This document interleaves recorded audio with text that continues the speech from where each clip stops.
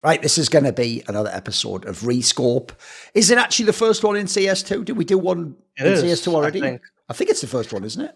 Yeah, I think it's the first one. Because Yeah. I think the last one we did was sort of like around the time when, look, it did end up lasting about 7 or 8 months, guys. But when we thought CSGO was winding down and everyone was trying to do like the last CSGO, and then it just kept going, didn't it? It was like, last CSGO major, last CSGO tier one event, last CSGO LAN. And then the joke is, like, I actually thought that was banter though, because even though everyone in CS who wasn't a pleb fan knew what we meant, like they just knew we were like counting down the check marks. The joke was, I don't know if you saw this, but the wider esports world, the joke is from the Blast Powers major on, they just thought that meant it was the last event ever. Like, and loads of people I know in like league and stuff were going like, wow, CSGO's over. And I was like, it isn't actually. We still got like clone and everything, mate. Like, but it's all good. It's all good. So obviously we are in CS2 now. Actually, if anything, by the way, I actually think it probably would have been harder to do an episode right at the beginning of CS2 because how do you quantify anything? But actually, that will play into one of my topics in this episode, which actually I think is a pretty relevant one for the community. So we'll start with one of yours. What is the first topic you're bringing today, Paladin?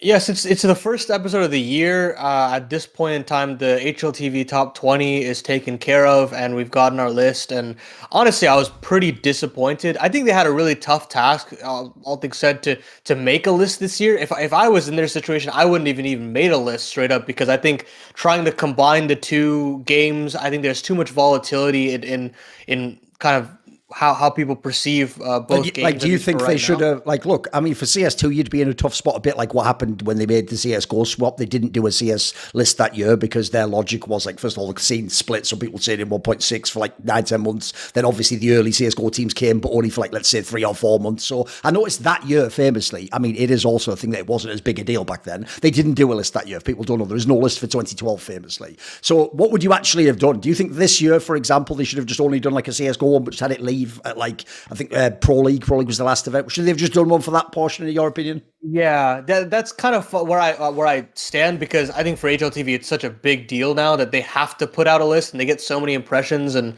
they were never not going to do it. Put it that way, like I alluded to. Unlike CS:GO, they were never not going to do it. Like this must be one of their biggest earners of the year. I mean, remember they do an article for every player now. It's like just a list. Exactly, and I do think though that still for the integrity purposes, I would have still just done a go list, but. I think that being said, they have included CS2 into the tournament or into the actual placings, and for that, I actually do want to have a conversation about how would we kind of talk about finding that top 20 rating and how would we categorize these players within this rating, because I know you've had conversations with like Maniac on Counterpoints about where you would kind of place certain players, but we haven't, I don't think, had a tangible thing about what the pillars would be in terms of how you would actually rate these players. So I guess that's kind of what I would talk about. How about this then? Normally what we tend to do is usually the person asks the question also obviously has their own take. So we usually let the person asking the question then answer theirs and then the other one drops off. But for this one, it's actually obvious. I'll just do my take and then you do your thoughts on it, right? Because it's like quite an abstract concept that everyone must have thought about. Right, here's the first problem. This is one of the problems I do admit I have had in my career in the past, although I've gotten over it a lot in the last couple of years, is if you talk about too many things, and especially if you talk about them on talk shows and tweet about them, you will often in your brain get the effect of like, right, I've got that off my chest. So you won't then have like a burning desire to like make a piece of content about it. So famously, everyone will know in my YouTube content, I do always go, I probably do a video about it, and then that list is like one fucking million, like so it's like that famous meme of that scroll they find, like it just never ends, mate. Just like it's a million videos at this point in time. And so I won't ever get to do more, but it is mad I've never actually done a video where I laid out what my problems with the HLTV Top 20 were, because even though they've slightly changed as they've tweaked it over the years, I still think fundamentally the most major like abstract principles apply. So here's my number one reason as to why I think the entire list is sort of fraudulent, right? This is why. Because I actually think if you ever look, all the people who created and maintain that list are all Europeans whose main sports reference is football. So European Association Soccer, as it is called, right? That sport is a sport which you have to understand. This is actually why, to give you a quick, brief tangent, it's actually why on the other side of the pond in North America, there is a different type of obsession, right? So here's what I'm going to bring out. It's actually based on where people's like conception of sport is. Then they come to esports and apply it there. So what happens is in European soccer, football, right, a goal is absolutely of equal and identical value at all times in every game. It doesn't matter matter if the goalkeeper, but I don't know if people know this, but in rare cases when you're losing and you're like 1-0 down and there's like 1 minute left in the game, sometimes you even have your goalkeeper run up, because at that point it doesn't fucking matter if they score. But if, like, for example, famously it's often with a header, if there's like a corner and he can score for a header, it's one extra person could score you a goal. So the premise in football basically is every goal is actually of identical value. Like, it doesn't matter if Ronaldo scores it or the worst player who's off the bench or even a goalie. They all have equal value and they are equally valuable to win the game. Now, look, there is a slight context, which is when you have these away and home legs, sometimes a home goal score counts for less than an away one. But that's a separate issue. That's like the outlier that proves the pattern, basically. So anyway, the point I'm going to get to is this. I think that thinking has absolutely dominated the initial basic conditions to making the list HLT videos. So you'll see where I'm going with this. Because in Counter-Strike, a frag is not of identical value. It is not. It is just not. Like, first of all, certain frags are easier. Certain positions make frags more likely. Certain positions make frags less likely and much harder to do. But we are acting. Remember, here's the problem. This list isn't, even if you might think colloquially you're saying the same thing, it isn't actually who did kills that like contribute to their team winning the round more or something like that. You might think that's what it means because kills help you more likely win a round, and then you win rounds and you win games, right? No. What it's actually trying to tell you, remember, is who the best player is. Well, best player by definition is like, look, it's objective in the sense we can lay out like objective standards and then we can say who we decide. But there's a subjective element within that because you have to do things like prioritize. Like, is it just getting the most kills? Is it having the best plus minus differential? Like, these are all questions you'll notice they never address in the HLTV top 20. They have a giant introduction section, but it has nothing to do with this in it. And no one ever asks these questions. So one of my problems immediately is I do think that the biggest problem you have in this is, whereas in something like football, I at least understand the argument for why, if you're saying the best player of the year probably should be one of the guys who's like a mega goal scorer, because by definition he is just like the person most responsible for making your team win, theoretically, assuming he's not like, you know, someone getting the best pass ever from the best midfielder. Like, there could again be rare cases. But my point is, in Counter-Strike it doesn't work that way at all. So the difference is, when someone won't give like a beautiful midfielder who doesn't score that many goals the best player of the year award in football, I get it, because they just know that goals are the sort of king stat, as it were.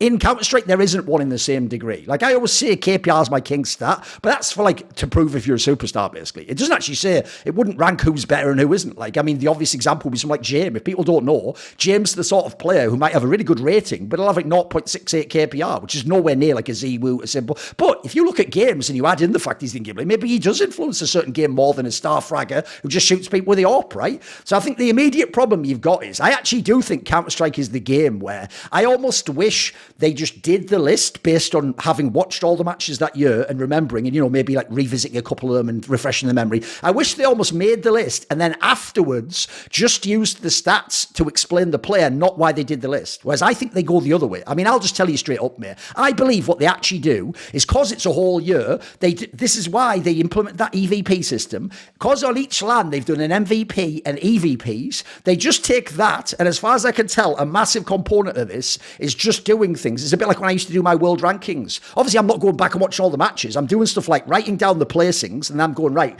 so I know in this placing, which was a 3rd to 4th, it was a quite big tournament, but they came 3rd to 4th, but lost to the winner. But in this other one, this guy won the tournament, but it was a small dream hack, and they didn't have top 10. And I'm trying to weigh up, like, which one on aggregate's better. I feel like that's all they're doing, mate. They're just taking who has the most EVPs, and then they're saying after that, if I have to divide again, right, well, which ones were at big events, though? Remember, that's one of their categories on the website, or which one was at a major, and they're doing all these. And my problem with that is this, Paladin. They're not making the decision. What they're saying is, I'm going to keep laying out conditions, and then essentially, oh, what do you know? Well, this one was the one that was better in that category. My point is, at the end, where did a human ever get involved? Like, that isn't actually HLTV.org's top 20 players. That's like the conditions HLTV set out generated these 20 players. If you don't get the distinction there, you've missed the entire point of what I've just said for the last 8 minutes, which is basically, I actually think it should be mainly about the eye test. And obviously, it's quite subjective, actually, as to which kills and which rounds are more valuable. Like, the best player I would give to show why this is the case is there are loads of people who have amazing fragging numbers who are probably top 10 on that list, who I think Magisk is better than, for example, because I think his impact could be like unreal on him again. I mean, he's the kind of guy who can have the impact where he just got one kill, but it was that perfect T kill at a certain point in the round that held off the opponent or set someone else up or locked off an area for his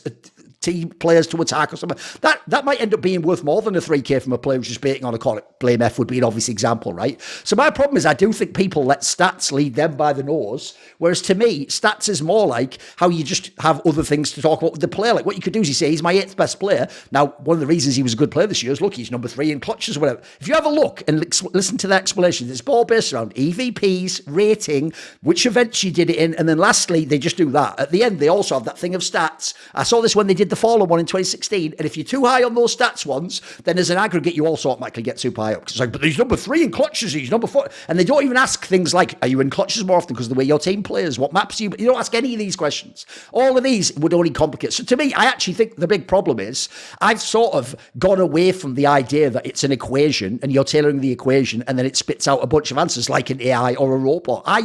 What I tried to do instead is I have a sense already of who I think the best players are. Then I think to myself things like, how well did they play over the year? Then I ask myself things like, how good was their team? Did that gate them? So for example, an obvious case would be someone like Serato, wouldn't it? Like, or Frozen. Like relative to the players that are their peers, they aren't in the same position. Like the difference is, if you are ROPS, you have a much better chance of being high on that list than Serato or Frozen just because you're on phase. Meanwhile, Frozen's on mouse and Serato's in deep shit. He's in Fury a bit. So those players basically can't. So at that point, yeah, true, if they played like a 10th of the games, I can't make them better on this list as the better player.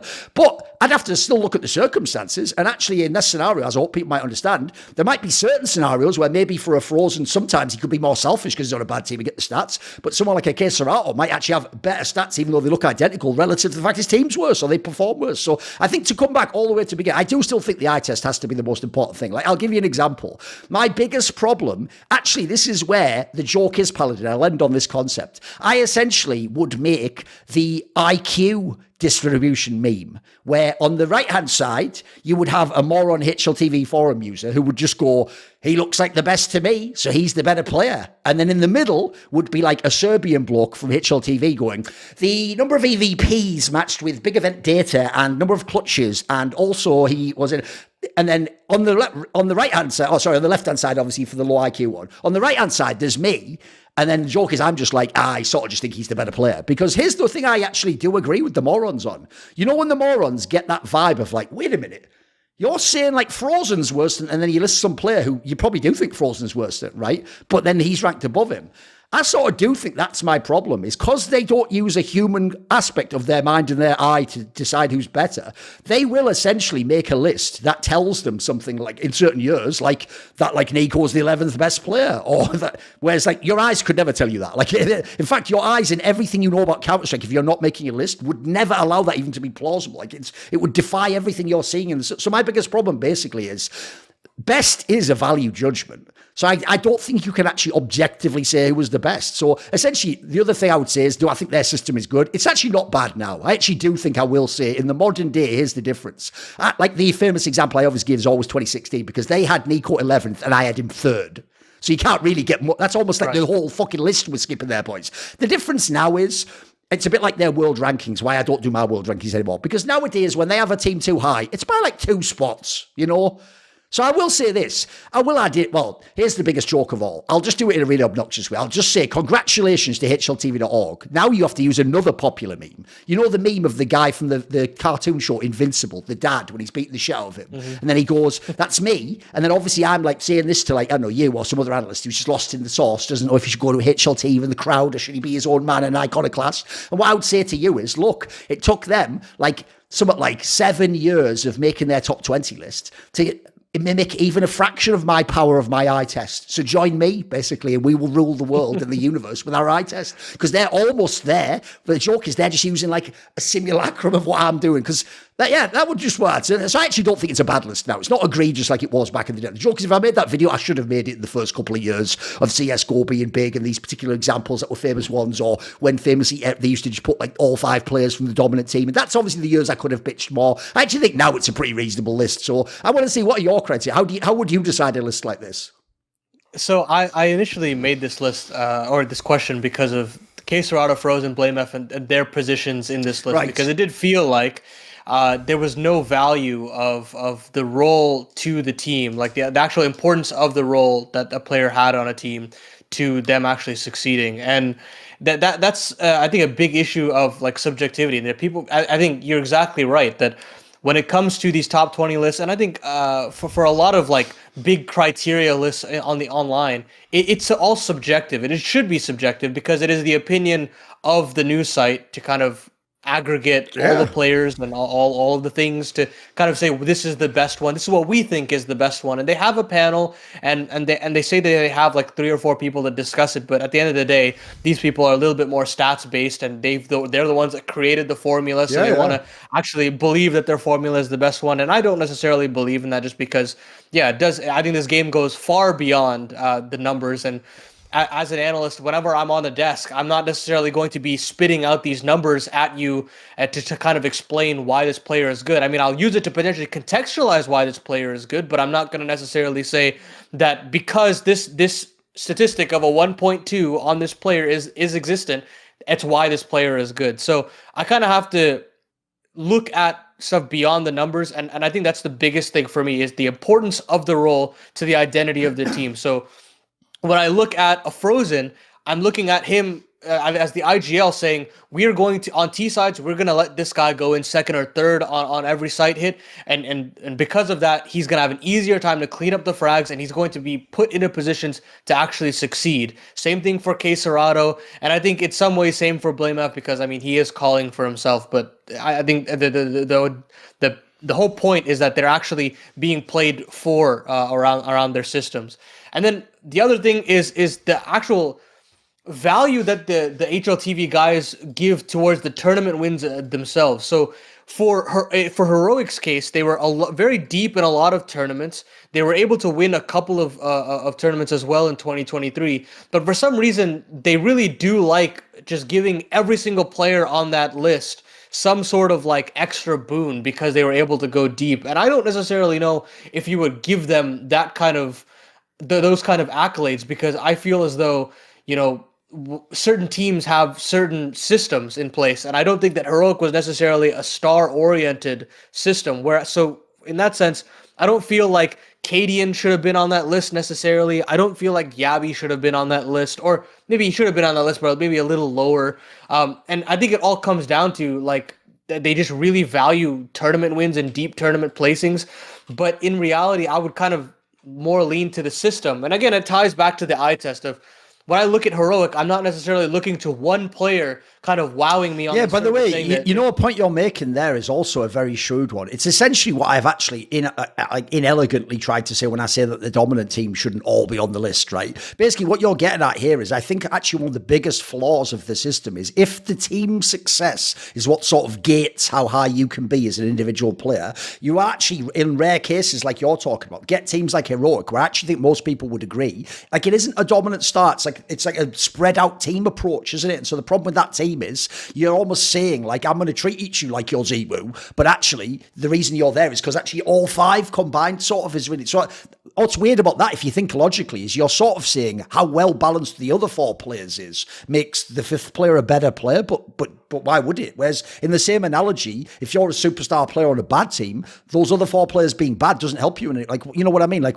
it's got, surely there's a balance in that sense, right? It's a bit off. And in fact, it actually worsens their chances, right? You look at K Serato on Furia, he's had a terrible team to deal with for all of 2023, and still somehow he was able to muscle them to at least playoff appearances in a couple of tournaments here and there and keep them at least relevant in the conversation. Sure, he had a little bit of a drop-off in CS2, but you still can't dock him for all of that he's been able to do. And for that I think really upsets me, because I think you still have to give these players their flowers, and not in a kind of half-assed way that they're doing here. And I am glad that the community is a lot more involved in the conversation now, that they do still say that, it is a bit odd that some of these players are a bit lower. But I do think that you can value the depth in the tournaments and stuff like that, but you have to look at the kind of relativity in how these players are actually activating within these games. So I mean, those are kind of my main point. My main two criteria is the importance of their role, the depth in the tournaments relative to the team's strength, and then how much is this player kind of making the floor and the ceiling rise, right? Because if you look at a Mouse, I'll give as another example, is that if I remove Frozen and I add in Brolin into this equation, clearly the floor and the ceiling of this team have dramatically dropped. I don't necessarily think I'm getting the same quality Mouse at these tournaments that I did when I had Frozen. But you inject Frozen into the conversation, he can win you games. He can consistently output you a certain amount of frags every tournament, and will essentially push you to higher limits. And I think that kind of is like a night and day example that I would give to kind of show the very easy comparison that you could make for this top 20 list. But yeah, that's essentially kind of where I'm at with how I deal with criteria here. Yeah, it's all good. Right, we'll go to one of mine now. So one of mine Sure. I alluded to it earlier, actually. I actually think this is it's one of the things I've tried to do in the last few years. Because one of the things I actually do think like redundancy is a thing. Like if other people do something well and I don't have my own unique take, I'm not just going to keep doing it. Like that's actually one of the reasons why people don't know. I did stop doing that world rank and I actually thought, you know what, the HLTV one's pretty good now. And also they obviously, because they use a system, they can calculate way more than like 10 teams like I did. They can do like 100 in if they want. So I just thought, actually, you know what, it's fine as it is. As long as there's no big major issue, I don't have to keep doing it. But one thing I've instead focused on, I tried to look at what isn't in the community. What can I do that like would add to the community? So one thing I've tried to do the last few years a lot is try to keep making this point about what is the abstract principle behind what you're saying. What essentially is your point? Not just like the specifics. What is like the bigger point, and how would that like be something you'd apply to other teams? So one thing I have tried to do the whole time in CS2, and I get constantly, depending on who it is, I get different answers, different days, is ask, right, guys, are we doing this like CSGO, where when CSGO began, it didn't matter what you did in Source, and it didn't matter what you did in 1.6, and it definitely didn't carry over and sort of count towards your world ranking in CSGO, or how good you are as a player. And so we all did agree, it was just a community consensus, not something we all consciously agreed upon, but it was just a set consensus. CSGO is a fundamentally different game, and we're just forgetting the other games. Like, obviously, you can reference it in the sense of, like, Neo used to be the best 1.6, but you don't be like, and so, you know, he's played not that great in the first few months, and he was good in the one, so he's still sort of like top 10. No one did that. Like, that part was gone, right? So the difference is, because CS2 looks like CSGO, and it has all the same players, I actually get the vibe people have treated it like it's CSGO, or they almost act like CS2 is just a new map or something, you know what I mean? Like, they act as though it hasn't fundamentally changed, like the Peekers advantage, and the AWP, and the grenades, like, there's actually quite a few things have changed, so I have to ask, because at the moment, because everyone else does it, I kind of do this as well. I do kind of treat it as though, like, there's a bit of overlap from the end of CSGO into early CS2, maybe not as much now, because we're getting more CS2 has happened, there's been more tournaments and more months and events and stuff, but part of me does think that if you ever look at it, I do think that HLTV question is almost a perfect context to talk about this now. I think that didn't help Paladin, where because we all, as a community, decided to combine the two games for who was the best over a year, we already have, in a way, sort of said, we just consider it sort of CSGO continued. Like, it's not really a different game even. Like, people are even still doing the thing now, Paladin. This is what's so crazy about the fact no one says anymore the distinction, am I talking about CSGO or CS2? They still say stuff like, Ziwu might be the GOAT. And I'm like, the GOAT of what? CSGO has ended. So if you don't think he was the GOAT of CSGO, that is over. If you mean like the GOAT of CS2, that's not really a great statement. It's barely been around. And if you mean the GOAT of like all of Counter-Strike, yeah, sort of that can all count, but that's also a wider discussion, isn't it? It's like an enormous thing to say. So the question basically goes like this. Will people in the future, when there's been a year or two of CS2, will they divide CSGO and CS2 history as separate things that might have similarities but they're distinct, and you should have like a demarcation, like this is the cut-off, so it will be ESL Pro League Season 18, the last CSGO LAN? Or will people keep referencing both as if it was either the same game or sort of like it's similar enough it's a continuity? What is your feeling on that? Obviously, we're speculating here, but what would your feeling be for that? What do you think?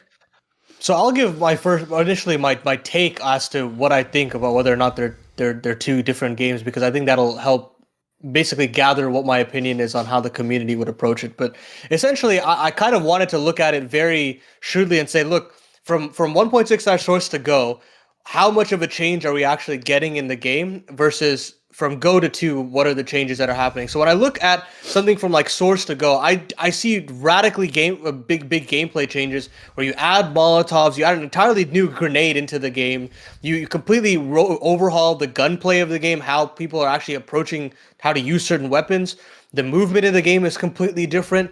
And for that, I do feel like it makes sense. It makes sense to completely axe the history into 2, from saying, okay, everybody that was good in Source, we're going to axe that conversation and say that we're starting anew in Go. But when I look from Go to 2, I don't see as many radical changes in the gameplay, because I think definitely when they initially announced the beta and they had the initial release as well. Yeah, I think there were definitely some changes in like terms of the movement and the gunplay, but I think a lot of that has been changed over time and it's gotten much better and much more akin to that of Global Offensive. And for that reason, I only look at the main big change to be the nades breaking open the smokes, basically how the smokes are interacting in CS2 as compared to Go. And for that reason, I honestly do feel like in a lot of ways, other than the graphical overhaul, it's largely the same game.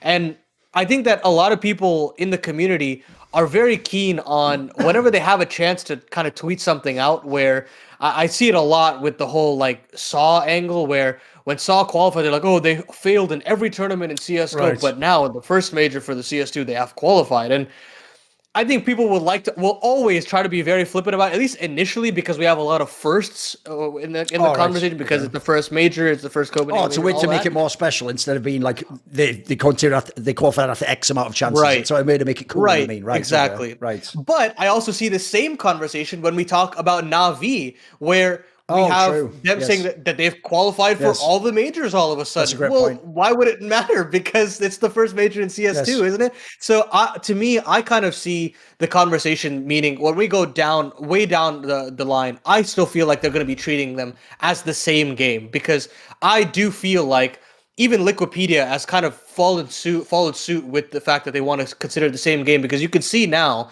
that they actually when you go under Valve Major Championship, they still have Copenhagen listed underneath all the Go right. majors as well. Okay. And I actually believe that in the same way because I do think that the history and the players that are overlapping, we don't have, I think, the exodus that we had in Source and Go where some players are like, yeah, this game's not for me, I don't like it. I think the real exception to the rule is probably Simple, but even Simple kind of dabbled in the idea. So other than that, I don't see a player or players that are saying that we're just gonna dip and not subscribe to CS2 at all. So for those reasons, I do feel like that people are gonna treat this game as later down the road as the same game, as a continuation of Go. In all honesty. Because I actually have a final interesting detail to reveal on that, which is this. I actually do think that's a topic where it's why I sort of made it implicit there could be two versions. There could be what do you think? Do you think it's the same game? And then what will people do? Not a prediction about what they will do. And I actually think you're right. Like, here's what's funny though. I've got a really good reference point for you because this just shows how sometimes as a consensus, a group just for whatever unconscious reasons, we could get into some Jungian collective unconscious shit here. Like they do just determine things. And then once it's set, it's just set. And everyone's like, what do you mean? It's always been that way. So the really weird thing is this. I actually agree, but I have a different reference in history, which is in Quake. If people don't know, Quake Live just is Quake 3, but tweaked. But it's kind of like CS2 to CSGO. It's the same engine. It looks very similar. It's the same weapons, but they did things like the rocket launcher was slightly stronger in a certain way in Quake Live, like I think defensively or something. And there was things like the time limit was less on the game, so a bit like MR12. There was a bunch of fundamental changes that meant it was a different game, and it came after when Quake 3 was the big game in Quake. Now, what's interesting here, Paladin, is the opposite happened. Even though the game itself is very similar to Quake 3, and the joke is all the players similarly were Quake 3 duelers that were playing the game, people did treat it as a distinct game. Like when they would talk about the greatest Quake 3 player, they wouldn't blur it into Quake Live. They would be like, right, it was like, Cooler or 04 or something like that. And then in Quake Live, they would be like, right, that was Rafa in Quake Live or Cypher. They would distinctly demark the games even from the beginning. Whereas I agree with you, in Counter-Strike, it just seems like that ship has sailed, guys. It's been so many months with all of these convos, and everyone's just decided this is CSGO 2. In the sense of like, it's more like a sequel to CSGO than it is just a fundamentally totally different game. Like the joke obviously is 1.6 is fundamentally very different to CSGO. I'd even say it's sort of been borne out, in my opinion, by the actual fucking nature of the player. Like to me, the suspicious thing about CSGO always was almost every great Source player, guys, just migrated and was really good. There's only a couple that didn't. It was people like Once in Denmark. And quite frankly, some of those stories sound more like maybe they just didn't have the motivation or the game just didn't have the money at the beginning, I don't even know that's the case. Whereas actually, if people know, if you took like the actual HLTV list for 2011 and look at some of those players from 1.6 in CSGO, the joke is it decimates that top 10 list. Like most of them never become star players or they even just bail on the game like 2 years in. So the difference is, it seems to me more like CSGO was like Source 2, whereas now CS 2 is like CSGO to us. So in that sense, I don't mind it. Like, look, if the community's going that way, I'm not going to fight the stream on this one. I'll probably do something similar. The difference is, though, I will on my historical content, Paladin, like you said about doing like firsts and stuff, I will demark it for that. Like, for example, like I said about the Zemu example. Look, this isn't here on Zemu, but it's over. You weren't the goat of CSGO. Look, unless someone thought you were, if they thought you were, then fair enough. But I don't, as in winning this next tournament, getting MVP doesn't make you more likely to be the goat of CSGO. Like, that game has ended for me. So I also think maybe we can do it like, maybe when we think about the game, you can think of it as the same. But I think for history, I do think you should have a demarcation, basically. Right, let's go on to another one then. So what is one of your next topics? So recently, Vitality bombed out of Katowice, and I was actually pretty surprised. I had them expecting to make a deep playoff run, maybe be that second team to play against Spirit in the final, but they just bombed out and they came out in last place. And then I went back and I did see on the broadcast being brought up a lot that they're actually cursed at this event. I think apEX talked about it a couple of times that we just don't perform at this event. I think they had one playoff appearance at last year, but beyond that, they kind of struggled. And then it really brought me to thinking like the conversation about curses in Counter-Strike, and honestly curses in general, where you look at Astralis at Cologne, where they weren't able to lift the title there. Certain players at majors, where like players like Skadoodle famously struggled in majors. I just want to honestly just start a dialogue about it and kind of talk about it and like why do they happen? How do you build past it? Are there exceptions to the rule? It's a really abstract topic, but I do think that broadcasts really like to talk about that, especially at these bigger tournaments. But how much would you really value and actually consider that of it being an actual real thing? As in, do curses exist? Is what you're actually asking me. Kind of, yeah. Kind of, yeah. I guess, and like at least in esports, I feel like it's kind of overblown. People kind of try to use it in every scenario where the team doesn't perform. But how legitimate is that in terms of like? Can you actually tangibly create a narrative surrounding curses, and does it actually like make sense like to bring that up? Put it this way, here's the premise of what I would say. If someone knows my early CSGO YouTube content, because I've done that much shit at this point in time, that's like saying like, it's like Christian's early work in his 30s. Like I've done that many years of content, guys. In my early work, one of the things, I'll actually say it's even partly because I'm autistic, so I wasn't necessarily socially clued in on certain things back then. I had a very extreme opinion on certain topics. Like a famous one is, I always used to get really annoyed that pro players and commentators never shut the fuck up saying about momentum. Like, they've got the momentum now. Well, you've got to get momentum early, and if you get that, then you can win. And they made it sound for real like we were playing, like, I don't know, fucking one of, like, fucking Call of Duty or something. It's like, you know, the momentum's like you get to call down the fucking artillery airstrike after you get a certain amount of kills, and you get like they were talking like it was a real force, like, in the universe that was, like, affecting and possessing people. And then the idea was when this, like, ancient god of momentum possessed you, even the shittest team ever would, like, run rampage over FaZe Clan or something, you know. And the problem with that, obviously, to me was, you do know, guys, we are essentially talking about something that is completely intangible, can never be measured in any context, and essentially doesn't exist in the material world. Now, where I was wrong was this.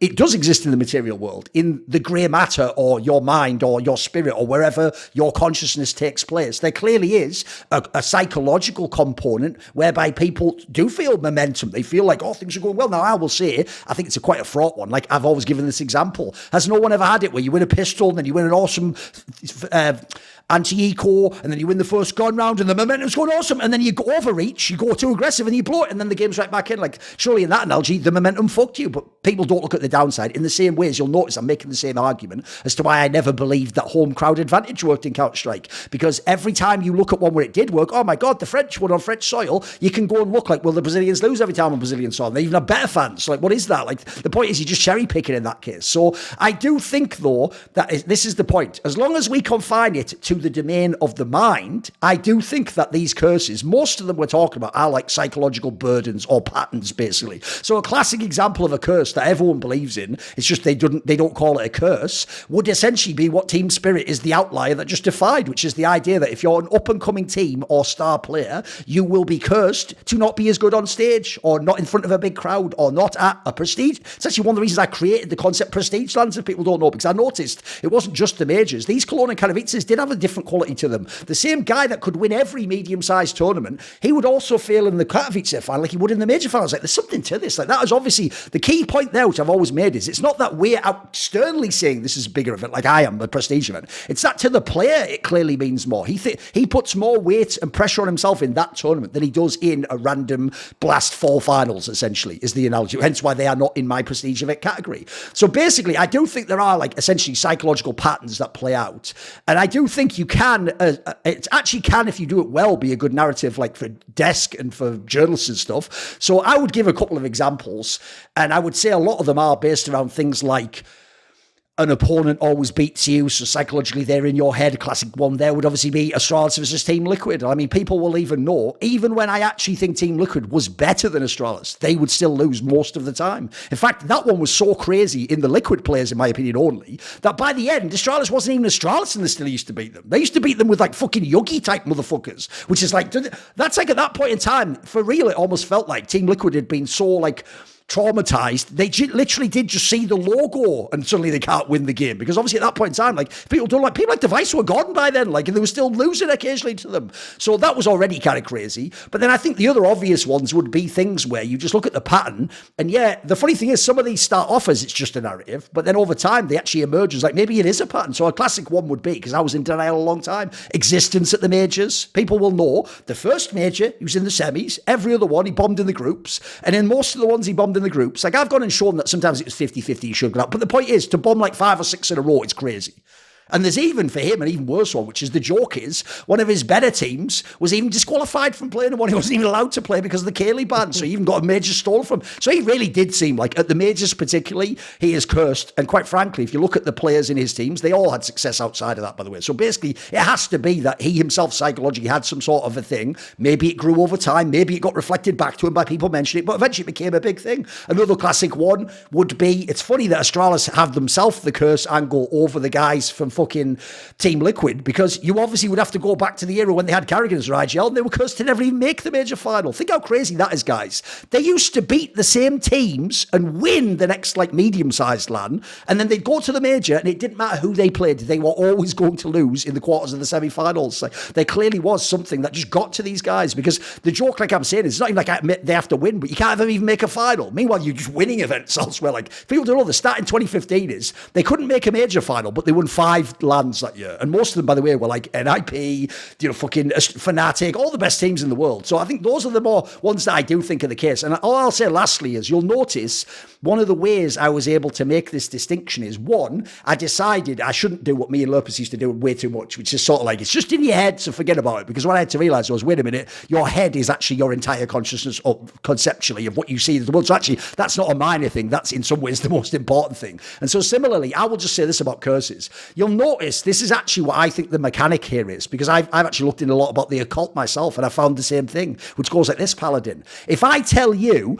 ooh, I just did a witch doctor curse from an African tribe and you're going to die tonight if you don't do this, you would go, who gives a fuck, turn the camera off, and you wouldn't die tonight. The next day you'd wake up and go, I don't believe in curses. That's actually the mechanic, mate. Because what you might not know is this: there are people in like tribes there where, because it is their whole culture that they've been embedded in from day one of their life, and they've seen the witch doctor do like magical things and heal people, because remember, they don't have medicine and things like that. So everything's magical and spiritual based. And that guy, I'm not joking, if he is told you are cursed, he might actually like lose his mind or die. For real. It can happen. Because essentially what happens then is he believes it's real. And so then his mind now works against him and manifests it as real. So essentially my problem is this. In a way, it's fucked up, because as I say, it's actually a very useful narrative to show a pattern is emerging. Even joke ones sometimes become true. Like the joke is, it's actually, in my opinion, more because Katowice is a prestige event. But Maui looks now like his intentional meme about the crowd, the air quality at Katowice. Now the joke is, he actually has become like a better predictor than how Ziwu's played. But like I say, I think, so what I would say finally is this. I actually think the biggest thing is, does the person themselves believe in the curse? And now, the last thing I'll say goes like this. Every every one of those instances, they would all tell you, no, I don't. Of course I don't choke at the majors. I'm existence, one of the best of all time. TSM, look, we just had a bad tournament, but that's because they're in denial, guys. I would actually say if you ever look, because you also asked, like, can you turn it around? The only time you can ever turn it around, I'm being serious, is if you acknowledge it actually happens. Because that's why people like Astralis, Device, Carrigan, you'll notice once they finally do turn it around and win, they all acknowledge it was a thing. They all go, oh yeah, I was kind of cursed. Oh, I used to think I was cursed, or I used to lose, and then I could tell my teammate was thinking, fuck, is this him again? Does he do it? They all get it now. So I think the key thing, like I say, I do think it's real, but I think it's real in the mind. That's my take. It's crazy. Yeah, in Counter-Strike, I think the concept of like mentality over history has really rotted a lot of these players and teams' chances to actually win and lift trophies. And I think the best modern day example I could use is probably Heroic, who were honestly in denial for so long and could not ever actually say that they were cursed because, yeah, I mean, there was a significant choking problem. And I think the Gamer Legion loss that they had at Paris was like the huge like backbreaker where everybody just looked gutted and they shouldn't have ever lost that game. And after that, they looked a shadow of themselves and couldn't ever really capture that sort of essence ever again. And by the time they started accepting it, I think the team had already fractured in a lot of ways. Like you could start to see that players were just kind of goofing around and saying that, yeah, we're cursed, I guess. And then they won that fall final and fall or spring final, and it kind of just didn't matter at that point. And eventually, KD leaves, but I do feel like a lot of it is mental, and I think you're spot on. If these players are actually acknowledging it, that's where it does feel like it starts to spiral out of control. And I do feel like after apEX started talking about it and they dropped down in that lower bracket, I was like, wow, do they actually really feel like that? Because in that final best of three, it was like they weren't even online in some ways, and I think that really concerns me. And it made me realize that I think the mentality of these players are completely different, and you can't necessarily take it for granted, because I think it came to a point where I realized that, like, okay, look, even if a player or a team on paper should be just blasting through a lot of the bracket, there's a lot of different things at play that you have no idea what could actually change the level of this team on the day. Like, I mean, I look at Spirits running Kato, and I'm like, okay, well, at any day now, Donk is going to probably decrease in quality. Shiro might have an off game. The choking problem might come out again, and FaZe should find a way to potentially win this final. But sometimes it just doesn't happen that way. Sometimes the outlier just does actually occur, and sometimes the FaZe players might have an off day, and people that might be super clutch might not necessarily have a good day. So I think curses are all completely mental, and yeah, if the players do acknowledge it, it does actually change their perception. But in general, yeah, I wouldn't ever say that curses are actually real. But I just thought it was an interesting conversation to have, because it does. I mean, you can actually create a narrative surrounding them, and you can actually give enough of an argument to suggest that they do exist. Especially when you talk about something like Kerrigan's legacy for so long being just tainted by him choking repeatedly in these big tournaments, and then and even alongside when he was on FaZe, famously Boston being that big elusive major that he couldn't win. But I do like that there are exceptions to break it. When you look at Skadoodle winning Boston and breaking kind of the big major curse that he had, when you look at of course, Kerrigan breaking. That's actually quite an underrated one. People, because now that he's won the major, it's true. People forget that detail. Skadoodle had been grouped at every major he ever played at. It's true. Until he won the Boston major. And he carried the final, so fair play, yeah. Right, exactly. And he completely disappeared in these majors that they were grouped in. Yes. It wasn't even like he even showed a performance. And that was the craziest thing to me, to see that him win that like final pretty much off the back of his performance only. Or not his performance only, but like a large part to him. Sure. But yeah, I think that it's always fun to watch the exceptions actually break past it, because it does make for some exciting Counter-Strike. But that's all I have for this one. Okay. Right, I have one. Obviously, it ties into some of the topics we've discussed today. For this one, I'm actually going to make you answer first. I'm not going to do my takes. I want to see what your angle is on it. Right, basically, even though I notice it's one of those things where I don't like I invented the prestige event term. Like, what I've essentially also done is, like I say, I also noticed it was almost like the vibe of the community. Like, if you actually look at pros and like, for example, people would absolutely say in an interview, if they were like a top team, something like, maybe we took it easier at like a Blast spring group stage so that we'd be better at kind of 8. Maybe it was the warm-up. Like, the point is there are different tournaments that have different values. So essentially, if we acknowledge like the notion, like I'm suggesting, maybe it's not the case, that's why I'm going to ask, that there are these prestige events, which if people don't know, I count as the majors, so whoever hosts those, plus Katowice and Cologne for now. So I often famously say it's also a thing I use when I discuss Blast, because for me, the World Final doesn't make it yet. So the question goes like this. Why are non-major prestige events, so Katowice and Cologne at the moment, why are they significant compared to just all events? Like, are they for you? Is there do you make a distinction? Does it matter? It's up to you. What do you think? I think we'll have another question to talk about, kind of like the conversation surrounding prestige events, and I think I'll tie it more in there as well. But here, I do feel like Kato and Cologne, at least in the modern day, are I'd honestly argue are on par with that of majors, because I think that these Katos and Colognes have the better qualification system. I think they have the better format. I think they have consistent crowds pretty much regularly. And overall, I do feel like the history is there within these tournaments to say that, look, if you can win one of these tournaments, you really are in like a big pantheon of a very coveted group of people that, like, you know, you won this tournament. And for that, and I think that also helps that these tournaments were also former majors, so they also have that added kind of history on the back of it, that like, oh, you know, when you were winning it, you did have that added label of a major as well. And I think it still is retained to this day. And that and because of that, I do think that a lot of these modern players do have a little bit more backing in their resume because of that. It helps create a stronger case for them. When I look at Nico, you know, you take away the majors and you look at the kind of resume that he has after the fact. It's always awesome to see that he was able to win Kato and Cologne in a year and say that, okay, I was able to win these genuinely prestige events. And sure, we weren't able to replicate it at the major and whatnot, but the fact of the matter is we were able to win those prestige events. And now I can hang my hat on those tournaments and say that I was able to lift these prestige events.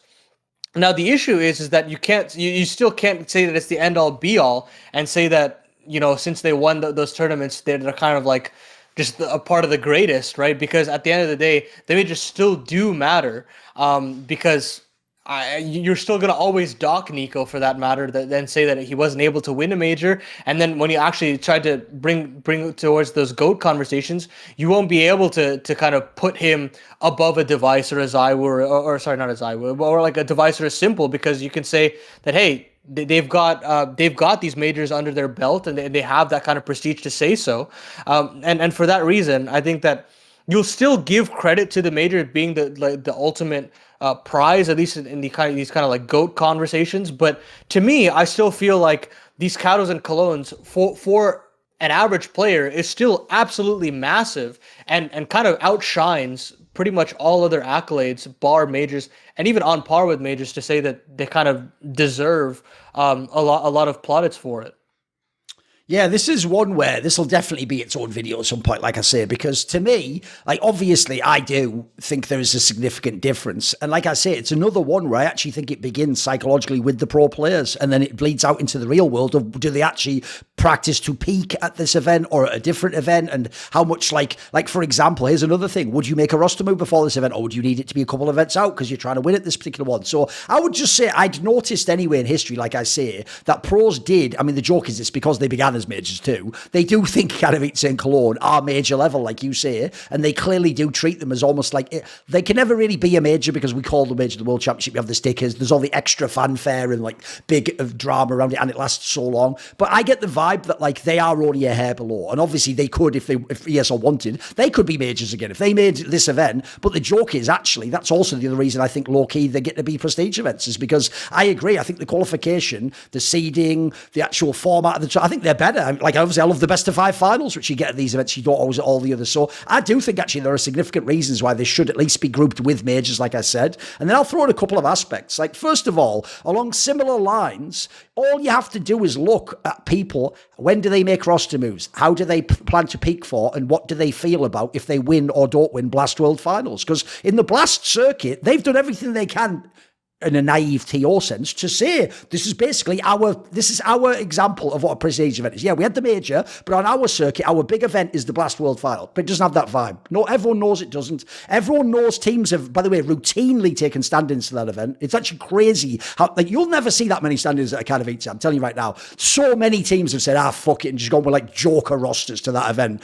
And some of them have even, quite frankly, done it like, well, it's the last event of the year. And there's even that weird vibe of like, who really gives a shit? You just do what you want and then it's over. Like, that is not at all the vibe. Because remember, even when Cologne in past years, like that one that FaZe won 2022, even when that was right before a play break, no one ever said that, like, last event before the play break. No, it was like, let's end the play break strong. Let's win this event. And there was even an implication, like you're saying as well, that if you didn't win a major, hey, if you won some Cattles and Colognes, that still counts. Like, for example, not just for Nico and Carrigan and all the rest of it before they'd won the major, but I'll even say it this way. It's one of the reasons why I will never say, like, Huxley is just shit and cannot do what he does. He's won 2 prestige events, guys, and in a year, like, yes, that isn't a major, but it's not that far off. So I have to give him credit. He's done something. He's at least piloted the team to that success, which ultimately is, aside from the major, like, those are the next 2 biggest tournaments. There were the 3 biggest tournaments of the year. He's won 2 of them. I have to get 2 of the 3 rather. I have to give him credit for that. He did do something. That wasn't the same as winning a Blast 4 final, like I'm talking about Cadian or something, is it? Like, I think that would be really unfair to imply that was similar to Heroic winning the 2 Blast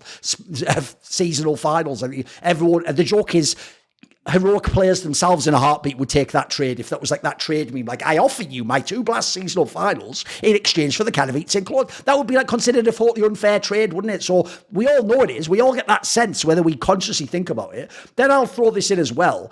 Because even the ESL circuit clearly doesn't feel the same on the other events. Like, if you go to IEM Sydney, if you do ESL Pro League, remember, 2 of the ESL Pro Leagues are how FaZe got their Grand Slam. When people look at all the great Grand Slams, that will be the knock on theirs. Theirs might not be as good as the Liquid one, for example, the Estrada, because they had Pro Leagues and they had the Pro Leagues without the crowd. Well, that matters. That means it can't be a prestige event. So I think you already see players don't even care about the other ESL events as much. Then I'll add in, even though, by the way, just like Blast with the World Finals, ESL for many years in their press releases used to describe Pro League as their flagship product, as in like the most important one that basically bears their name and like is what they represent. So actually the joke is they were trying to make that more over a Cologne or a Katowice. Then I'll also add in, to me, the other reason this is dope is because people might know the reason I loved actually StarCraft Brood War in Korea and tennis as a sport is because they get multiple chances. Like in StarCraft Brood War, you would usually get 5 to 6 chances to win a single title, right? And in tennis, you get the 4, and then there's also the World Tour Finals. So there's like about 4 or 5, depending on the year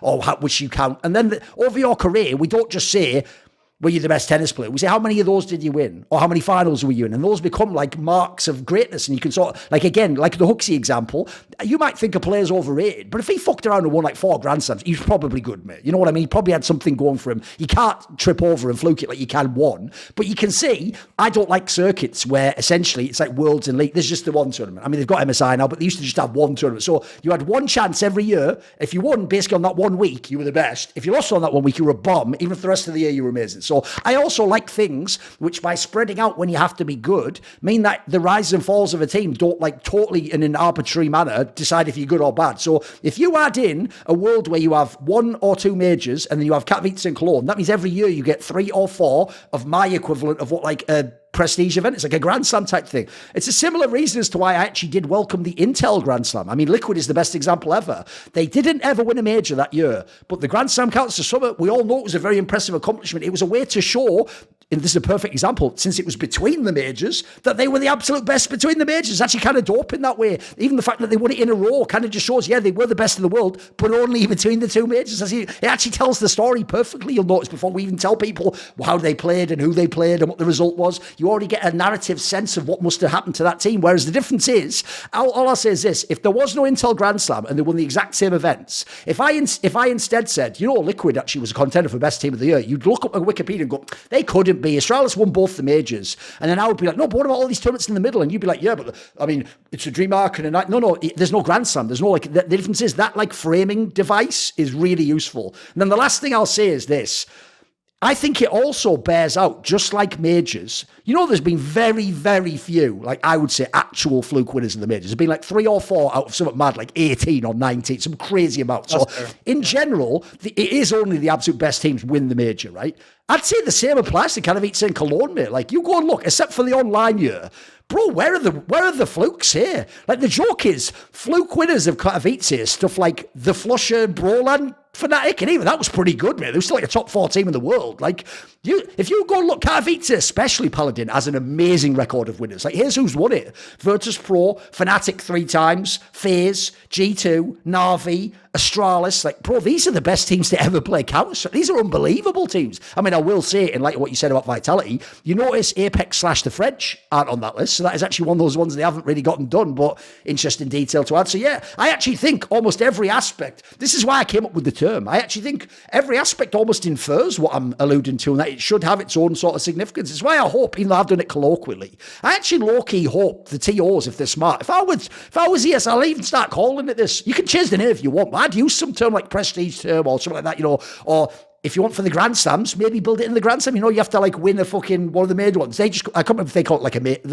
premier event or something. They call it Masters event. Masters, okay. So they're trying something similar there already themselves. So I would just say, I think this is just a good example of where, as a thinker, I kind of concretized something I think was in the community anyway. I think everyone kind of got the vibe of what I meant on that one. I don't claim to have invented it. I just framed it basically.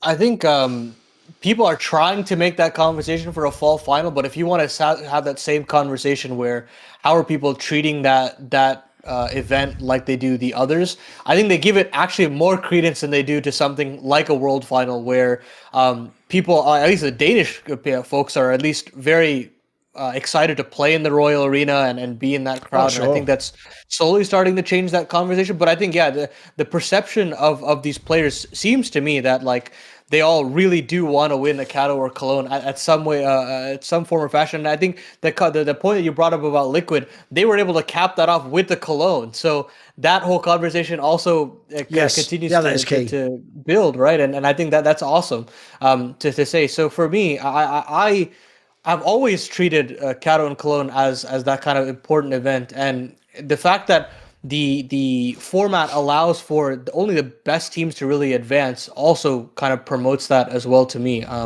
I think that overall, I will always treat those, and to have kind of four events spread out, and winning Kato and a Cologne in a year with the major in between kind of shows that, like, look, it kind of still promote a different narrative. While they were able to win those tournaments, they were definitely inconsistent and they couldn't show that same level of form throughout the year. They had dips in form and stuff like that. So you can always bring that up, and it's a very key marker that you can show when you talk about the form of a team throughout the year. Whereas before, I did definitely feel as though you were looking to those majors, and that was the only conversation tool that you had to actually mark how a team succeeded over the year, because that's kind of where they were peaking. But I think over maybe the last 5-6 years that you can really say that, like, okay, if I have to give the HLTV team of the year out to somebody, I can look at the Kato, the Cologne, and the major and still find a way to actually deduce whether I think this team should be the team of the year or not. And then eventually, obviously, you can see that, like, with G2 not winning the major and then Vitality doing so, and then the slew of tournaments on top of that, it's hard to actually consider G2 being the team of the year. But I think it's a really nice narrative tool to have moving forward. And I think that, of course, the Grand Slam will always help in that conversation as well. Colin, then what's your last topic? So I think I made this question basically off of the video that you had done, talking about kind of modern day Counter-Strike and how we have far less S tier lands as we did previously. We have less majors as well. And by less majors, I mean, like, in the span of the last 5 years, where we had one year where we had no majors, we had 1 year with one major, and now finally we're getting right back on track to 2 years, to a year. So that to me feels like we're at least getting back on track. But regardless, the legacy of these new age Counter-Strike players, like your Monacies, like a Donk, like a Zywoo, I think the whole conversation about how we approach talking about them has completely shifted, and I don't think that everybody is giving them a proper assessment. People are either going way too far one way and saying that they're the GOAT and that they're gonna they eclipse so many other achievements of past players. And then I also see people kind of fall all the way on the other side where they don't give them enough credit and say that, oh, they haven't shown enough, or that whatever that they have achieved is not enough. And for that reason, I want to talk about how do we treat the legacies of these new age Counter-Strike prodigies, considering the fact that we have less lands and less majors. Yeah, that is a tough one, because what I will say is this. Is I don't think this is one of the areas where, because people just weren't around, I don't think they have any sense at all of what earlier Counter-Strike and early even CSGO was like. So first of all, in the old versions like CS 1.6, I can tell you straight up, everyone, myself included, because like this, I was after years, I was like 18 or something when I started working in Counter-Strike. I was like a young person. I had decades of time to think about these things, to introduce to sports concepts, philosophy, and then bring it back in and try and integrate it to esports. So all I'll say back then is, in the early days, everyone was just a star fucker, basically. Like, basically, if your team won, we were all HLTV top 20. Like, if your team was the team that won all the CPLs or ESWC, we basically just said all 5 of your players are amazing and all champions. And we would actually treat it, no joke, like, look, there was a little bit of nuance. Like, if like the second best team has a fucking superstar star player, we might acknowledge he's better than, like, you know, the 4th or 5th best player on the winning team. But otherwise, people really would sort of ring count. And so the area where it was egregious, in my opinion, was they would absolutely, the player that always gets boosted if you ring count is like the 3rd best player, because for logical reasons,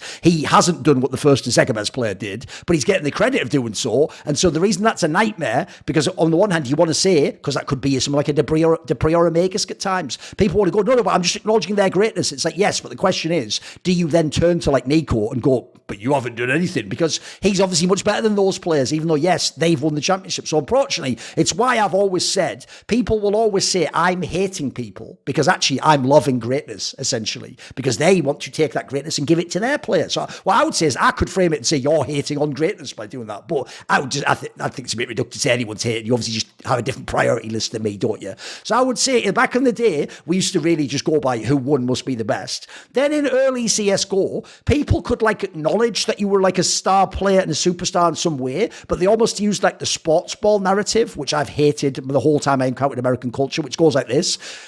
The team who lost the Super Bowl, the quarterback just couldn't get it done. You know, he's not a great player. It's like, is that even, you know, that's even, you haven't talked about the match yet. Like, who won the game? Like, was the offense good? Was the defense, what schemes did they run? How did special teams, what was the coaching like? Did they have subs? Did they have injured players? We're not counting any of that. You just make them one shitty narrative. So I will say, people, and the reason I'm getting to a point here, people used to absolutely take Nico and Simple and say, if they're as good as you say they are, why didn't they win the major? And then the joke is, you would have like, Envious won the major with like Happy as their best player. You know what I mean? And it's like, are you really saying like Happy's better than Kenny S? Do you know what I mean? Like, because he won the major and Kenny S didn't, like, but people sort of did. And the reason why I bring this up is because you might naively think, it's not same as now. No, because this is where, you know what the actual joke is?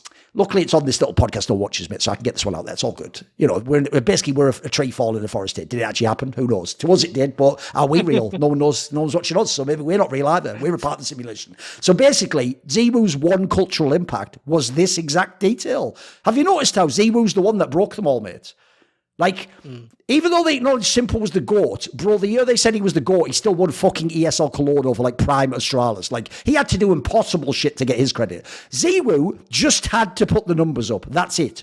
Ziwoo could, as I showed in my video, Ziwoo had gone his whole career without ever doing fuck all except that one ESL Cologne the first year at a prestige event. But because his numbers were bonkers, people were already saying he is the GOAT or the best player in the world. That was not allowed before that. Like I'm saying, like that wasn't part of the paradigm of how people thought. But ever since Ziwoo, now it is acceptable in theory that the best player, even if he doesn't win, could just be the best player and could even be the GOAT of the game. I'd say that's a massive radical shift. So the joke is there is actually one small cultural impact. It's just no one's thought of that. And also, I don't think Ziwoo fans will accept that because to explain that, you have to explain that your boy did shit all at the prestige event. So I don't think that will really take off in public. And then I would just say this, is I do think in the modern day, the joke is though, I think it's not like we've arrived at the promised land yet. Like, I do want a world. By the way, I've always agreed with that. Zemu could have been the best player and could even have been the GOAT, even if he didn't win all those events. Like, if he really was just truly that exceptionally good, you have to ask things like, was his team good enough, or did they fuck up the style, or were people inexperienced? Like, obviously, there's all questions like that. But one thing I will say is, I think that the problem in the modern day, to tie back to our first topic, is now I think they just let stats tell them if this player's great or not. So, in terms of your question was like, how does people essentially doing like what, like the Zemu example, what if someone has like amazing stats and amazing years of play, but what do we think of them if they don't win like a Katowice clone, or they don't win a major or something like that? I would say in the modern day, I actually think people are way more generous to them. But at the same time, I think it's reductive in the sense they're then just stats watch. So then they just think, well, you were good on a bad team, but the stat tells me that. So I think we're almost there, but not quite there for me. What about you? What's your take on this topic? Yeah, I think Zai was a great conversation. Is a big proponent of my argument, because you look at the number ones that he's had over the course of his career.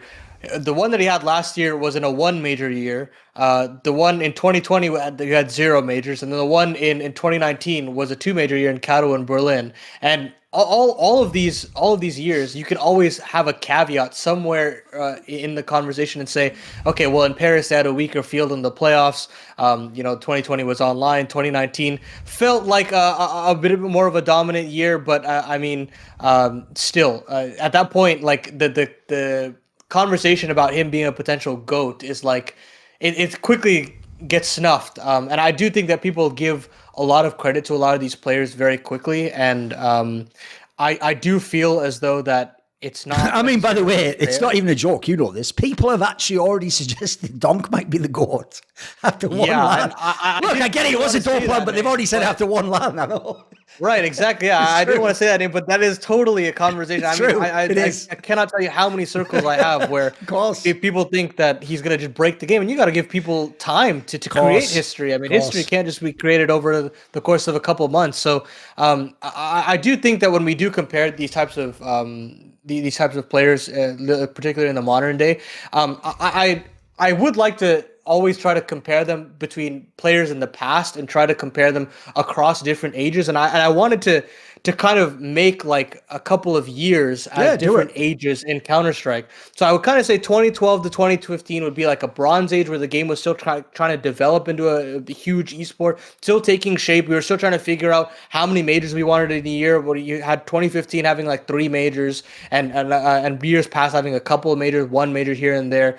In 2016 to 2019, I'd kind of say it was like the golden age where we kind of hit a consistent stride and we were getting probably the most consistent amount of S tier tournaments in a row, and we were trying to get 2 majors in the year. And then 2020 to 2024, I don't really have a name for it. I'd kind of just consider it the modern age where we have less S tier tournaments but a consistent base event number, which way we can kind of compare and compartmentalize all of these teams and players within these kind of ages. And I'd say it's a little bit more difficult to kind of compare like apples to oranges of like a modern age player to that of a golden age, or a modern age to a bronze age, because they're completely different styles of the game, and the kind of circuit themselves were completely different. So I'd kind of try to like contain a player like Ziwu into a modern age or a golden age conversation, and in that way try to make the argument a little bit easier. I don't know where you kind of think on that. No, I think you actually make a very shrewd point there, because what you're basically also saying is another thing I've tried to make videos about, but it just gets lost on people,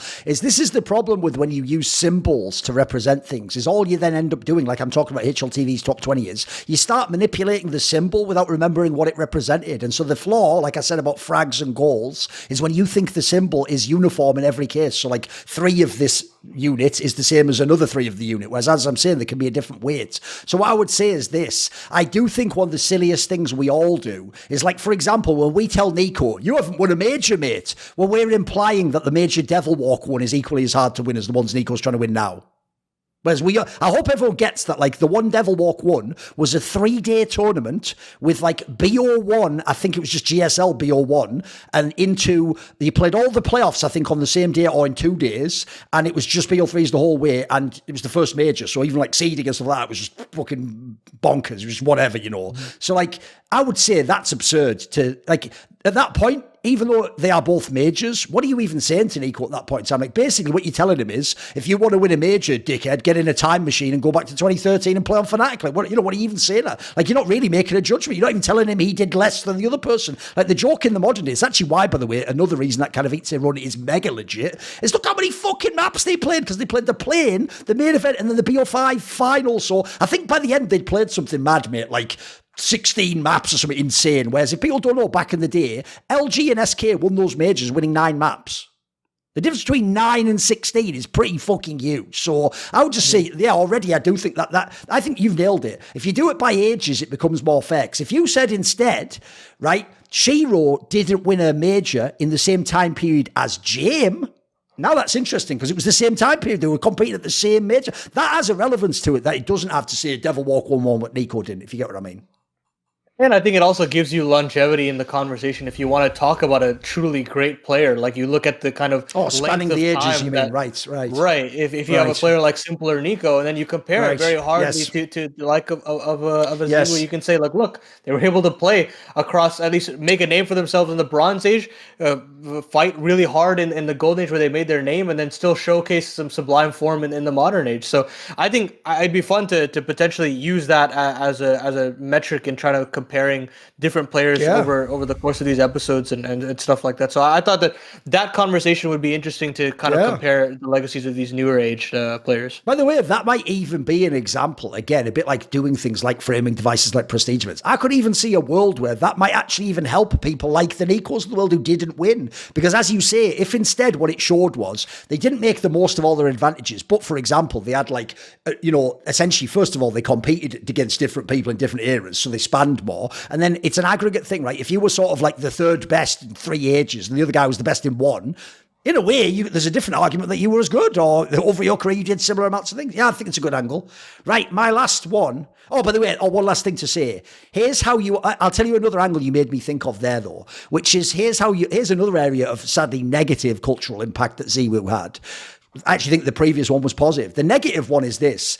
Mate, this is how I know this whole community has become like Messi fans in football, where they just become such a fan of the player, they will tear down every institution and principle and rule if it just makes their player the best, right? Which is obviously the opposite what you do. You set the rules, and then you see, did my player live up to the rules and what my principles and standards are, that I judge everyone off. So I'll tell you the obvious line right now, which is, mate, if it wasn't Ziwu that was number 1 those 2 online years, I guarantee you everyone would say they don't fucking count. If that was Simple, who was number 1 in 2020 and 2021, Ziwu fans would say it doesn't count at all. But magically, only for Ziwu, he's the only player in the whole world it counts for, Paladin. And here's why.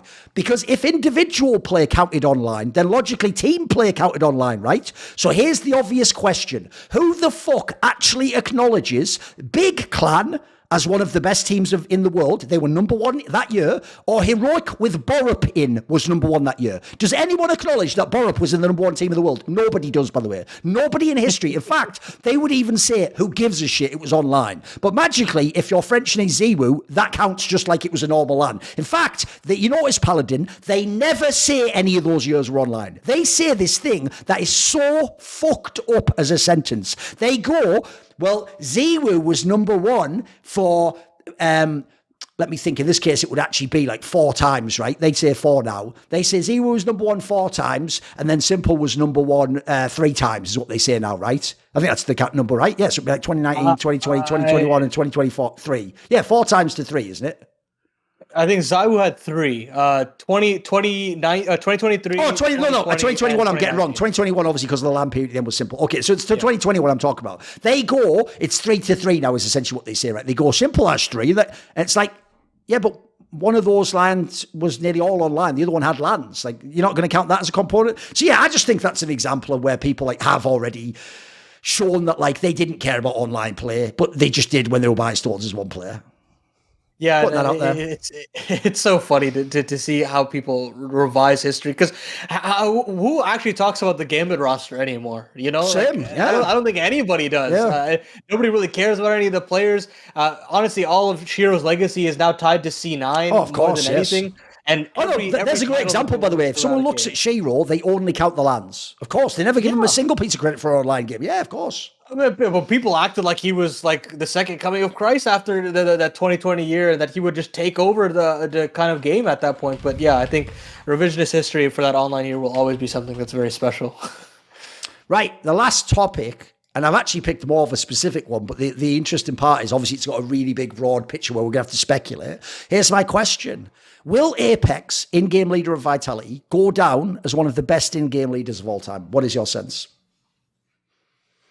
When you said that sentence, I was like, we asked the question initially. I was like, this is just BS. Like, how could you just say? How could he say that? But then I was like, okay, well, let's actually go look at the kind of years that he's put in for this team and kind of what he's done across his tenure. So you look at when he first started IGLing of the team, it was around 2020-ish, right? Or yeah, because 2019 they won Epicenter. Alex was still on the team, and 2020 was around the time they brought in that 6-man roster, and that alone was super exciting to see that this French team was still kicking, even though they lost Alex. They were trying to find a way to just figure out how to play Counter-Strike in a completely different way with the 6-man roster, and they were actually, until Valve actually stepped in, they were kind of revolutionizing Counter-Strike in that way. And at that point in time, you were still like, okay, well, maybe it's Xtaz having a lot of input here. Maybe it's still not necessarily that apEX is a great IGL. And then, especially after they moved into the international roster, they bring in Zonic, they bring in Dupree. You're like, I still don't really believe in it, considering they weren't able to actually win any tournaments with that kind of a blockbuster move. And then they bring in Spinks, and then they win still a title at the end of 2021. They win IEM Winter. And that was still like, okay, well, maybe the field wasn't as strong. They beat an NIP where it was like, okay, they weren't really that big of a team to beat. By the way, you said they brought in Spinks, but you meant just that it's the 2020 Oscar. You were blurring 2022 there. You just mean that they had the run in where they won IM Winter at the end of 2021. Oh, right. So sorry, you just conflated it. Yeah, it's all good. Yeah, the 2021 roster was actually crazy that they were able to win this tournament with Kyojin and Masuta. That's that's a good count for his favorite. Yeah, and that was actually kind of crazy. And then finally they were able to win a tournament, which was Pro League season 16, correct? Yes. Once they finally had him, and then they were having that slew of tournaments where they peaked at the major, and I think winning with the form of that Dupree had at that point in time, it was still kind of so where you still kind of looked and you're like, okay, well, maybe they can change things out there. Now, past the major, you look at the course that they had in 2023, where they had so many different iterations and different coaches and different styles. apEX has finally found an identity that kind of breaks the mold of a lot of in-game leaders, that I kind of have to tip my hat and say, look, sure, you have the best player in the world, but finding a way to get consistently a certain level out of him and put him in the right place, get him to change his personality in the game and try to have a little bit more of an ego and play a little bit more selfishly, and then start to integrate completely different players like a Flamesy, like a Mezzy as well. I really start to beg the question that, like, he's done a lot with this organization, and to keep them relevant for as long as he has is actually something really impressive. So I think you could start to have that conversation, to be completely honest with you. Yeah, that's the reason I actually purposely picked apEX to be the person instead of just being like, I could have just said his accomplishment and said, what would it take for something like this to be all time? But the reason I did it is because, first of all, one of the main things he is battling is his name and the baggage of when he wasn't an in-game leader. Like, that is a big, big problem. We all do this static thing where we put labels on people and we think they apply. By the way, it's like why we had that discussion earlier about being a choker. The joke is even the person themselves put the choker label on themselves, and until they turn the corner like a Carrigan or a device, they all think they're a choker too. So similarly, obviously, the problem you have is this: a mixture of the fact he wasn't just an entry, but they absolutely used him like a battering ram entry, not even like one that gets like, fucking like Nico at least gets to choose the duel and how he takes it, for fuck's sake, and have like utility. This guy really did just run around corners where he knew people had the crosshair on the corner and just get killed, basically. Like, this is his job sometimes. Unfortunately, that is associated with being, hence why people are configured it, the most brain dead role in the game. So unfortunately, that means people already think you're probably a moron. And then secondly, He obviously is really famous for his antics on camera, which also are very silly. So unfortunately, I do think that paints the picture for people that he is some sort of a ridiculous character who doesn't have anything cerebral going on, and he is just sort of shooting hard / making aggressive players. Like, I think people kind of just see apEX, even as an IGL, as like a plus W player, right? So unfortunately, those characterizations will automatically make people out of hand, like you said at the beginning, go... Like, look, bro, when we talk about all-time great IGLs, we're talking about, fucking Carrigan and Glare. There's no apEX in that list. So the problem I have with this one is, it's kind of like my Huxley thing. This is the player specifically that tortures me. Because I agree, like, initial premise, I immediately dismiss it. Of course he isn't on the level of even existence who never won a major. Like, this was a truly transcendent IGL. But then I look at all the factors, and here's the problem. This is why how you frame things and what you think about people will then affect, as a knock-on effect, what you then think about what they do and who did what in each scenario. Because when I look at all the different factors, I can find a way that every factor goes against apEX. But as you showed there, you can also spin every factor to infer that he did do something. Like, first of all, the most important one you mentioned is essentially only fucking Ziwu is in the team with him in this whole time. Everyone else gets cycled out eventually. But they're all these times a top 3-4 team on LAN. Like, that's a very, very fucking compelling case. I gotta say, it implies you were doing something. And I'll even add in, even if you don't think there was specific players that looked like it inferred you're a tactical genius, the fact it's all different playing styles also infers that you actually have an adaptability maybe, or you can work with different players. That's a strength of an IGL. So I think that's not a bad angle. But my problem is this: I'll give a bunch of different cases and how unfortunately I can see it playing against it. I'll try and come to a conclusion. So aside from being an entry and being a bit silly, he then has the problem that as an IGL, he has had Ziwu the whole time. Like, I'm sorry, if you are an IGL, like, the guy who always gets this the worst is always Pronax. Nobody gives a fuck that Pronax won all those majors and all those titles and had fucking amazing like times where he had an era. And he, by the way, he was even like outplaying IGL. No one cares, because what they tell you is, bro, you didn't even just have Olaf. You had Prime Olaf, Prime fucking Crims, Prime. You had them all. You know what I mean? You had all those players in their prime. And you also, again, had, like we said about Hiroki, you had an insanely balanced team even. You didn't even have the ones. In his case, yeah, they've had some dodgy players, but then he's also had the player that every fan of his team tells me is the best player since 2019.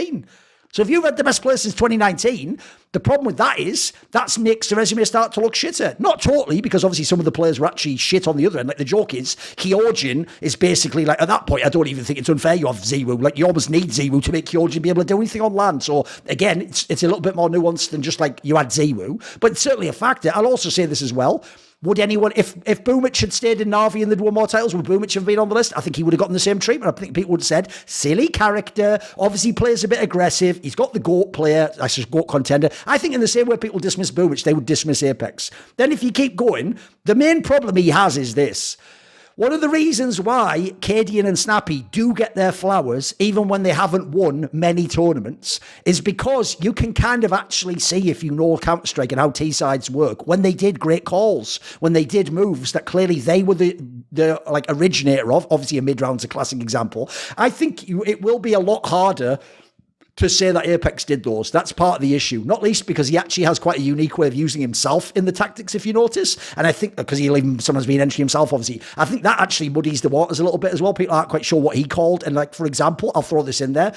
Everyone knows that Magisk is sort of like a secondary caller and an amazing mid-round player. So that if you've got your success with Magisk, that part looks like it's a little bit undercut, doesn't it? Then I'll just say this. When you did win the major, because you noticed that these teams didn't have a lot of prestige event success, when you did win the major, you also then had Zonic, and he was collecting his 5th. So then people are going to go, isn't Zonic the part of the architect of all this? Remember, the reason why Carrigan winning that major mattered so much is nobody, I mean, the joke is Robban wasn't allowed to be there, but no one would have given him credit anyway, as Robban knows from that award show. Like, he didn't get to be the fucking coach of the year, even though, by the way, by the logic of apEX being IGL of the year last year, then Robban should have been the coach of the year in 2022. It's the same logic. So I don't know why it could possibly be opposite on that one, but it just shows how silly people are with labels. And then the last thing I'll say is, I'll also throw this in as well, that's where the Dupree angle hurts you. Even though on one level, Paladin, the job of an IGL is get his players playing well, if even your 4th best player, Dupree, actually sort of frags above the level he should based on his career at that point in time, it's going to look like that's part of why you won, not because you made a bunch of genius calls and outplayed people. And then the last thing I'll say is this.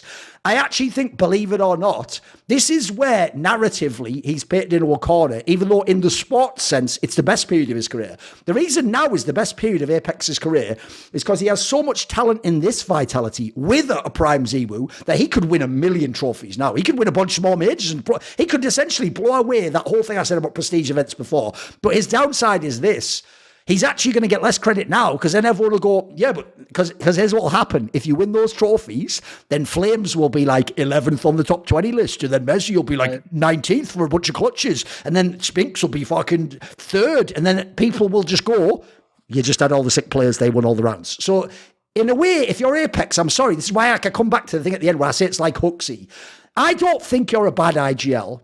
I don't think it's even possible you could be. You must at least be good in both cases. The problem is, are you one of the greatest? Like if I made a top 10 list, or God forbid a top 5, would you be allowed on the list? I think it'd have to be borderline for the top 10 one. I'm sorry, it just would be. Like there's even people who've won less, like Zeus or whatever, where I mean, I could just see what they were doing in the game. That's the problem. So I think unfortunately, he really is kind of like Huxley. He's damned if he does and he's damned if he doesn't. If he wins, we're going to say it's because he has stars and some of those factors. And if you lose, it's even worse. We're going to go, but you had the stars and you didn't win. So it is, I will totally admit this is an incredibly biased topic for everyone. And I do think, unfortunately for me, at the moment, I'm sort of a little bit against apEX in that sense. Like I can't dismiss what he's done. But there's people where, like even the Alexi Bs of the world, where I feel like I can see what they did in the server more. So I think he's in a very, very tough spot. I think essentially, I even know it's a bit unfair, but that's the nature of liking things and having biases and opinions. Where are you at on this one? I think when you mentioned that, you know, he has all the stars, that kind of conversation in 2024, if things go the way that Vitality hoped they wanted to, I still look at the kind of all the iterations that he's had across his career and how he's always made sure that these players feel so glued in or gelled into their actual role. Sure. While he doesn't necessarily make the craziest mid-round, late-round calls in sort of his game, the system is always so consistent at giving you results every single time. And I think he always finds adaptations to actually make these players much better than they might seem before the roster move actually goes through. So the big pickup that I look at is a player like Flamesy, where, you know, it doesn't really make sense to make him just a complete anchor on a team and make him completely supportive. And yet still, he looks so aggressive on this team. He still finds a way to have that OG bread and butter that made him so fantastic there, really elevated on Vitality, where he's still able to make these big time plays and still look like that kind of a quote-unquote star player, even though he has supportive elements. You look at a player like Spinks, who had significant trouble when he initially joined the team after having that superstar breakout on ENCE, and now he's found a way to make plays for himself, be a much more independent player. They found a way to mold him in such a way that he is one of the best riflers in the world. And I have to really give credit to apEX for that, because I look at all of these players and he's worked with a lot with the little in terms of like the French lineups with Kyojin and Masuta. Sure. But even when he's been given all the keys to the castle, he still found a way to make it work. And I find that certain IGLs cannot do that, where I look at a Huxi, and sure, you were able to win a Kato and Cologne, but at the end of the day, with the lineup that you had in that sort of situation, you should be winning a lot more. And they weren't able to do that because you had an IGL that wasn't able to kind of rise to that occasion and deliver with the roster that you have. And so for me, I still feel like I have to give credit to kind of molding all the players that he had and still adapting and creating his own independent system that I think that a lot of international teams now just straight up copy or try to imitate at the very least, works to varying degrees. But I still think that he pioneered a lot of those kinds of systems that I think a lot of teams will want to kind of copy. And I think that's where I give him his flowers, and not necessarily the big mid to late rounds calls, but more so the kind of baseline level that you're getting out of an international team that I don't necessarily see in World Counter-Strike as often. And I think that even though we have so many international teams right now, I still think that there's only a couple that really get the job done. Certain IGL that only really get the job done. I look to somebody like apEX, I look to somebody like an Alexi B, and then I look to somebody like a Kerrigan. And even Alexi hasn't won those like huge titles yet for me to kind of say that. And for that reason, I don't know. To me, I feel like that the resume and then the fact that he was able to build such a consistent system over a span of what 3-4 years, that I would have to at least put him in somewhere, at least in the conversation. I think if you give him this 2024 and he's able to dethrone a team like a Spirit and a FaZe over the course of the year, then yeah, I think I'd have to give him a little bit more dues.